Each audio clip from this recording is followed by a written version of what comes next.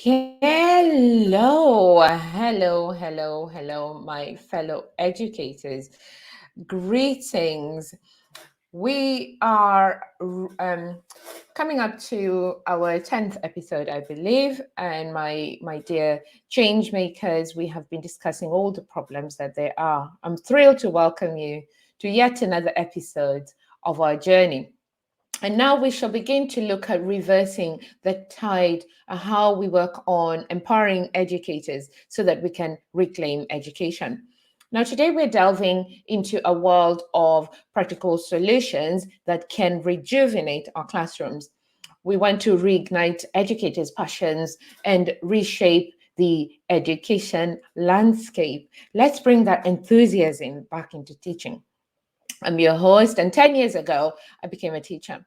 And as you've probably heard by now, after a very difficult time, one of my mentors said to me, after discovering that I had been a life success coach and run businesses in the past before getting into education, she said, Yvonne, your struggle is that others would not struggle. What are you going to do about it?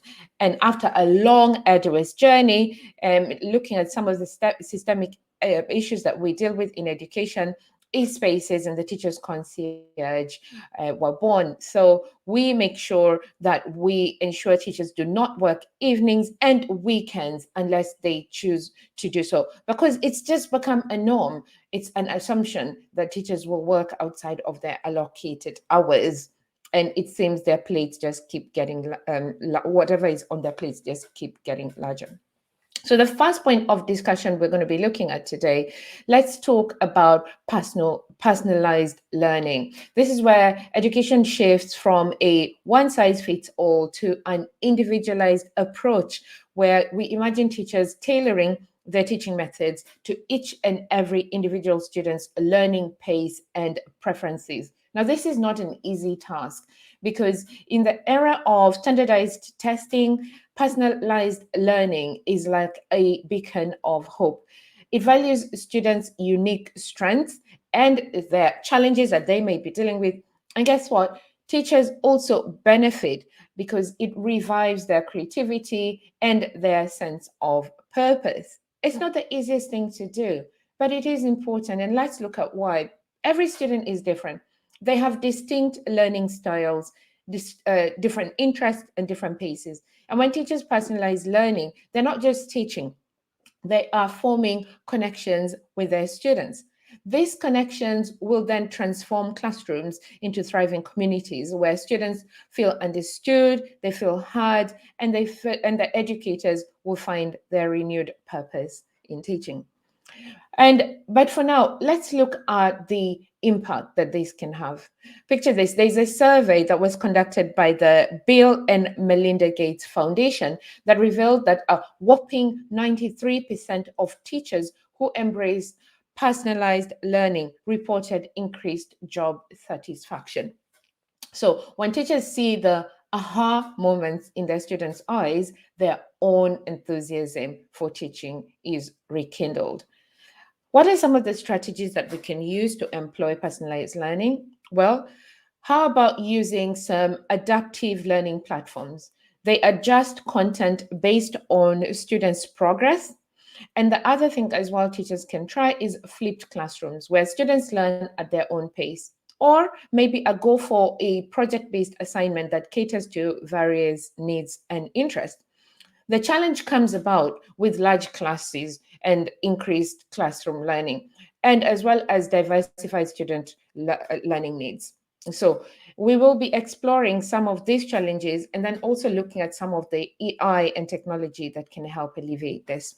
Now, if you're looking to invigorate your teaching approach and create a more engaging classroom, why don't you explore some of these personalized learning strategies and then tell us below about your experiences? We'd love to hear about them. And we're sure that your students will thank you for using these personalized learning methods too. The second point that we need to look at is mentorship, coaching, and collaboration.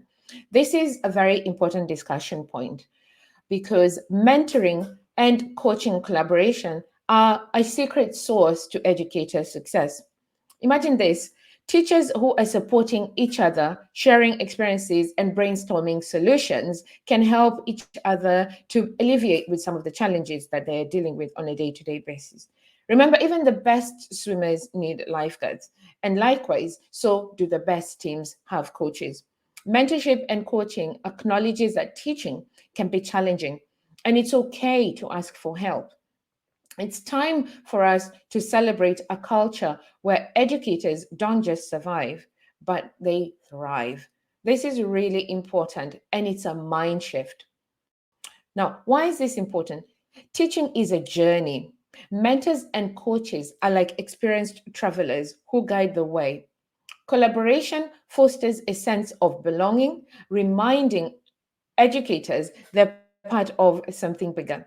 It's not just reinventing the wheel, it's about fine tuning it together. And doing it with people who have been there and done that really helps. To appreciate the impact, we just have to look at the numbers. The stats don't lie. A survey by the National Center for Education Statistics found that 86% of teachers with mentors and coaches reported a greater sense of job satisfaction. The power of shared insights in a virtual group hug, if you like, will boost and reduce the feeling I am alone in this journey, which teaching sometimes can feel like. Some effective approaches that we can use is to dive into collaborative planning sessions with other teachers, where teachers tackle curriculum challenges together. We can pair up for buddy systems because navigating the education sea is always better with a friend. And let's not forget about online teacher communities. Places such as Reddit and Facebook offer an opportunity to have a tribe, which is just a click away. And these communities are effective because they will help to combine some of the processes that we've just mentioned, but also provide a supportive community. If you're interested in connecting with fellow educators and tapping into the power of mentorship, collaboration, and coaching, consider joining our online teacher community on Facebook or exploring our coaching and mentoring sessions that we offer.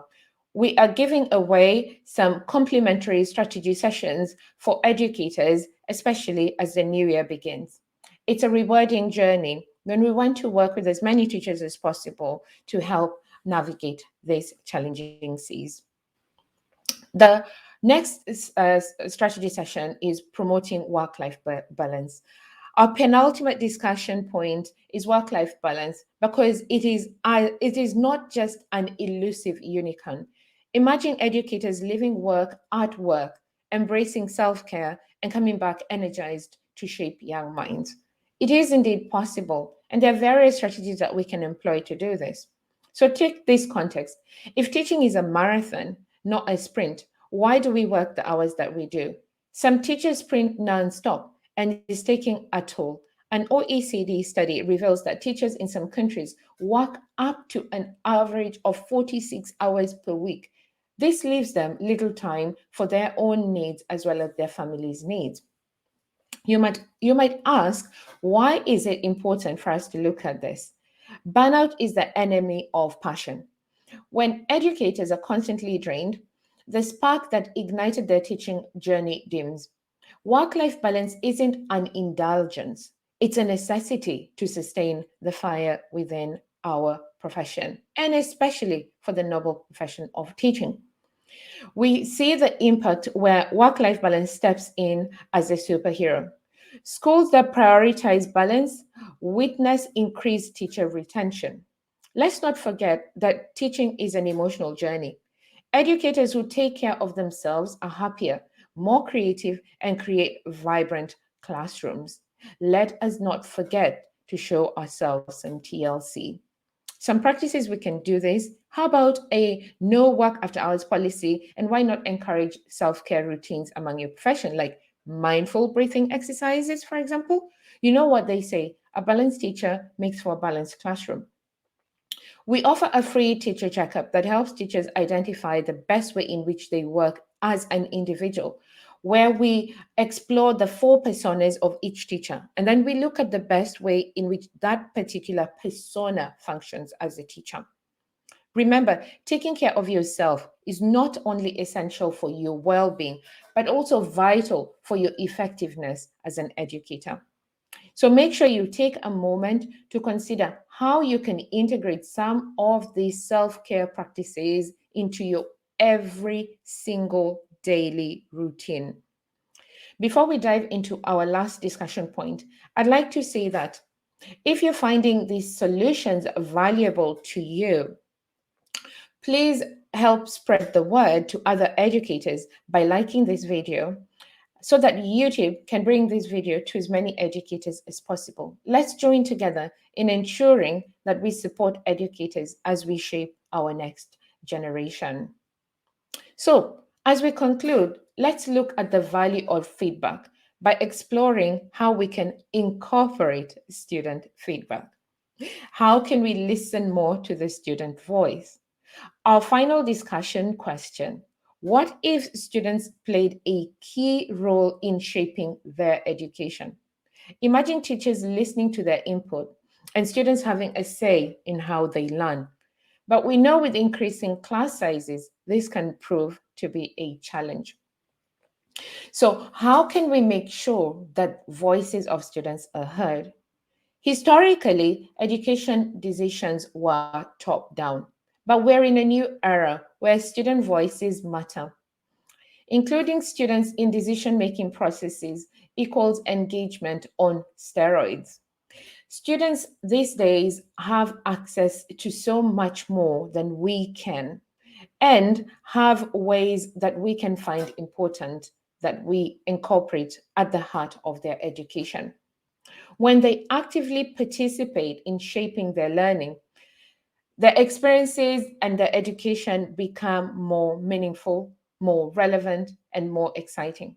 It's not just about teaching the content, it's about fostering a lifelong interest in learning. If we look at some of the impact this is having, we can look at youth truth research, which speaks volumes. Schools that are actively seeking and implementing student feedback enjoy improved classroom dynamics and higher teacher morale. It's a win win where students feel heard and teachers gain fresh perspective. So let's incorporate student feedback in the decisions that are made into their own learning.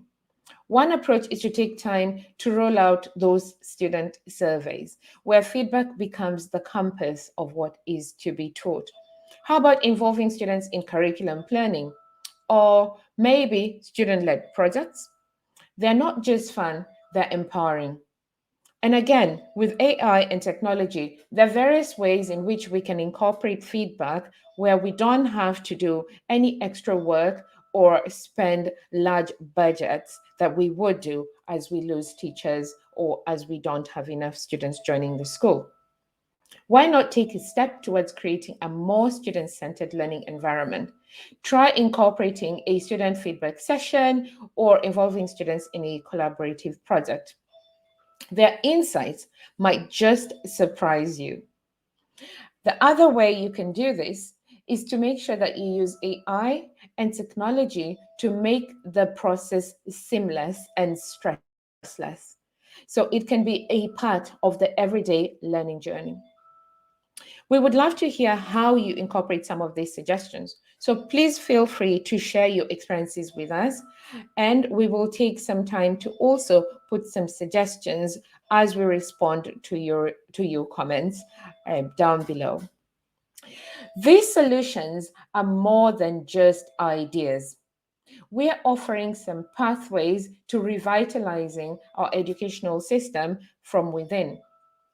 As we navigate the challenges and opportunities that lie ahead, let's remember that empowering educators is the cornerstone of creating brighter futures for our students. So, as we sum up, we'd like to look at how we have explored a personalized learning that honors a student's uniqueness. We have looked at the impact of coaching and mentorship and the impact that collaboration can have on an educator's journey in promoting work life balance that safeguards against burnout. And finally, we just finished by looking at incorporating student voice that injects energy into learning. You see, my friends, the burnout epidemic that we are currently facing in our education system is real. And it's not just teachers who suffer, it's our students too. When educators burn out, they're not just tired, they lose the magic that makes teaching transformative. But the solutions that we've uncovered today hold the key to combating burnout.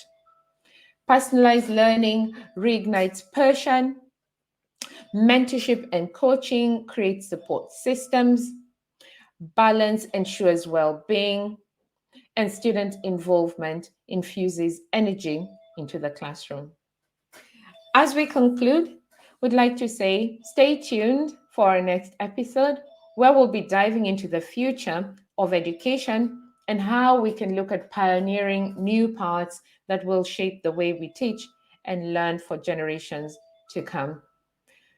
Thank you so much for joining us on this empowering journey.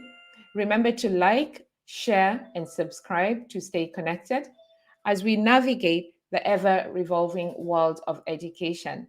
As we tune out, I'd like to say make sure you show you some TLC today. Goodbye for now.